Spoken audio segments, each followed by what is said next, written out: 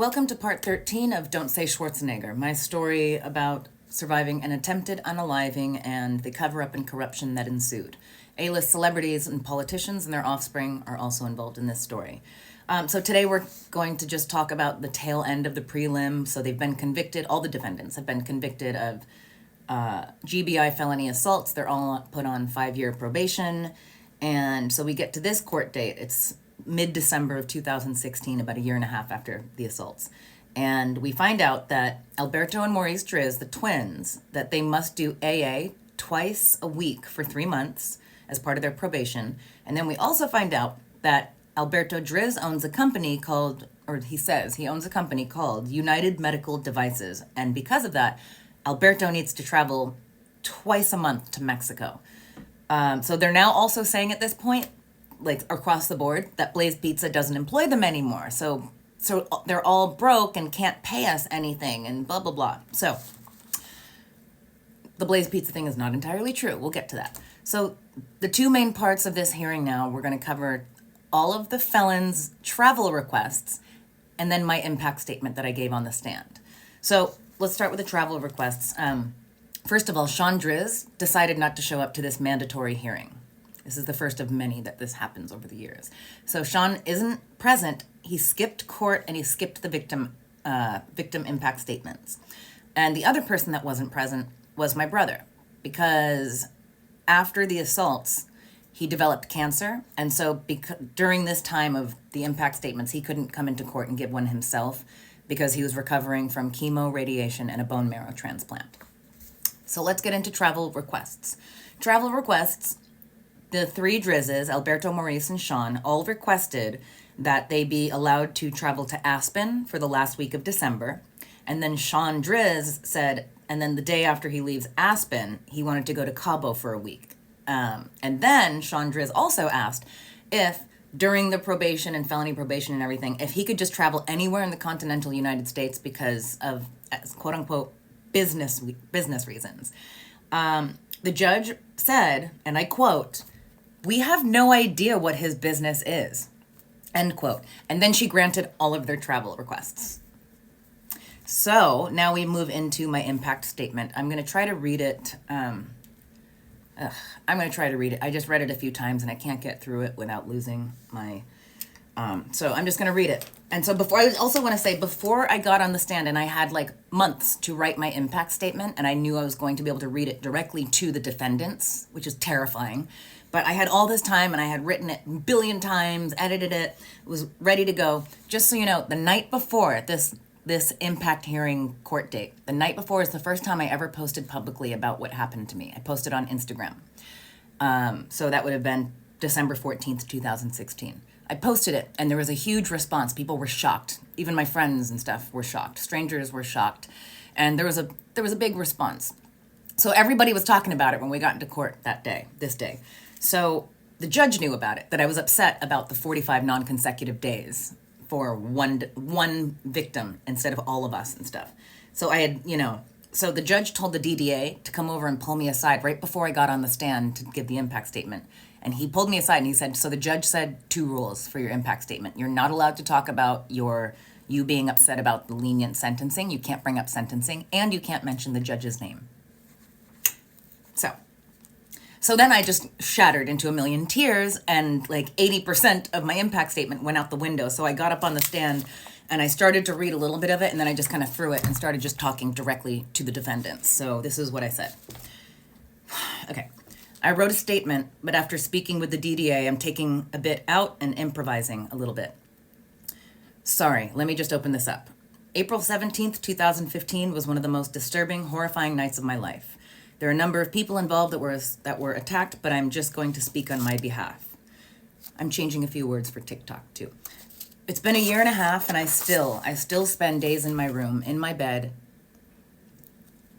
crying myself to sleep, waking up in tears. Last summer, I lost my home.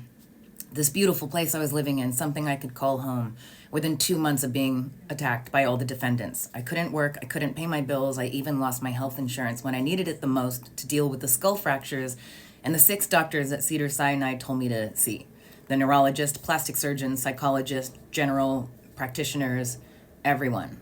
I had to stop seeing them at the end of the year because I couldn't afford it. I work in front of the camera. I do modeling and acting. There came a point about 6 months down the road when I couldn't even look in a mirror. When I did, I was actually saying, I hate you. I felt like nothing. I felt so insignificant by what you men did to me, what I had to witness you do to the other people in the street that night. I'm seeing 2 therapists. I don't know if it's helped. I can say I'm a little better now than I was in April 2015. I had never thought of unaliving myself, but after I found out the sentencing of 45 days each, I had unaliving thoughts. I Googled painless ways to unalive myself. That was the darkest moment and the lowest moment I've ever had in my life. And I've had low moments in my life. Dealing with the financial stress of everything, seeing my brother have an emergency surgery a month later because you kicked in his stomach so hard he had to have his intestines removed. 9 months later, he has cancer, and right now he's not here today because he's recovering from a bone marrow transplant. He told me, and I'm just going to part of this was edited out, I realized as I'm reading it, he told me to tell you today that he believes this attack caused his cancer. He can't prove it, but the domino effect of the stress, the emotional scarring is a result of everything that has happened.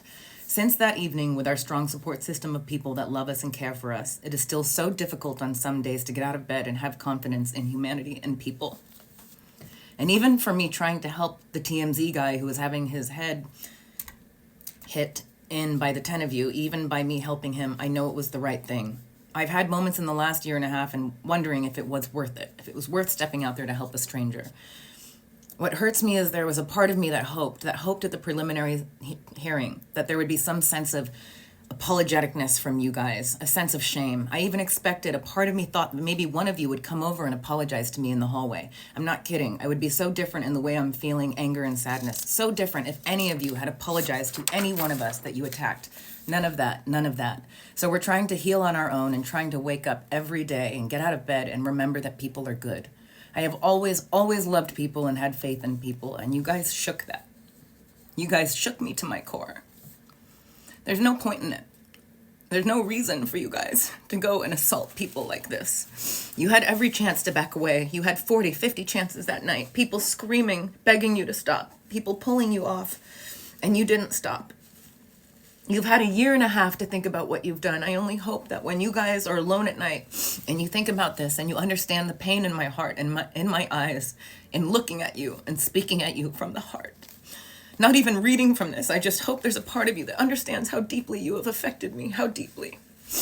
And a part of me, I want you guys to heal. I want you guys to grow from this. I hope you do on behalf of every other person you interact with on this planet.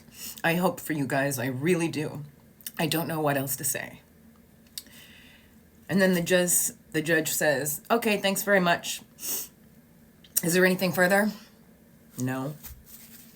Okay, so, and then they just move on to the next part, and that was it. The judge didn't acknowledge me, nothing. And then they just talked to the clerk about entering stuff into the calendar for the next hearing. And that was it. I got off the stand alone. You know, it's funny, too. I think this was the hearing. There was one hearing. I think this was it, actually. Right after I got off the stand, or right before, for the impact statement, Thomas Mesereau, who was Alberto Drizz's attorney, who was also, like, Danny Masterson's attorney and, like, terrible people. I was standing, like, 3 feet away from him talking to the DDA, and Mesereau laughs and goes, so wait, we still have to wait for what's-her-name to give the impact statement? Okay, so it was before. And he laughed, and he called me what's-her-name. Yeah, that was a hard one.